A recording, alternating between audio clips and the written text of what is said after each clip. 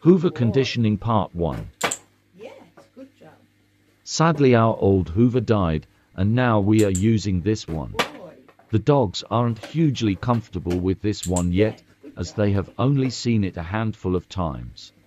The old one was a handheld Dyson which was a lot quieter. So we are taking the opportunity to do some formal desensitization training with it. Yeah, good boy. We begin this by having the Hoover in the room for short bursts of time and slowly build the duration. The Hoover just becomes a piece of furniture whilst they sleep. Play and move around it with no movement from the Hoover. This entirely depends on the individual dog how quickly you can move to the next step, depending on how they feel about the Hoover. Some dogs may not cope with the presence of the Hoover at all, and different conditioning techniques would have to be introduced. Hoover Conditioning Part 2. Jamie is messing about with the Hoover whilst I train the dogs. Good job. I am clicking and treating whenever they look at the Hoover to pair a positive response. Nice, good boy. At this time, Jamie has been unlocking the Hoover, unwinding and winding the wire back, and adding in gentle motion. The Hoover will not go on until the dogs are comfortable with these steps. Very good. This is to set them up to succeed, and to not be afraid of the Hoover, and just be expected to cope with it. Yes, good boy. They are also free to leave at any time and also have escape routes. This is really important for any type of desensitization. Yes, good boy. Hoover Conditioning Part 3. Good boy. Should we try again?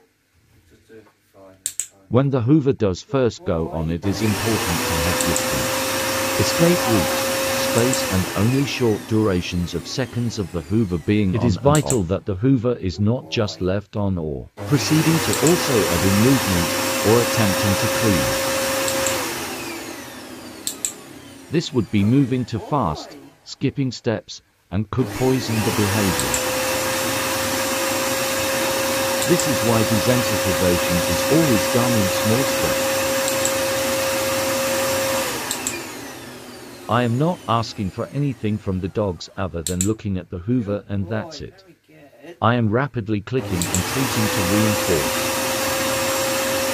I don't cue them to look at the Hoover, I am simply capturing and marking the behavior.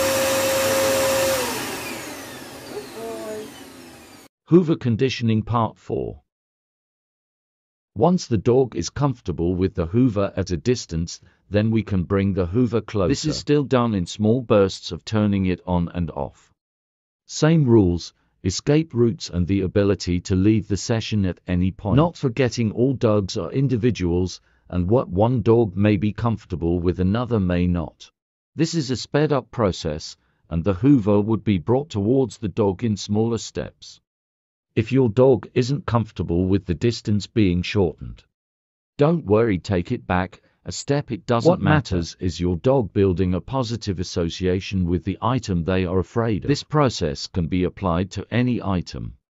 However, all dogs are individuals, and if your dog cannot cope with the presence of an item, consult a behaviorist.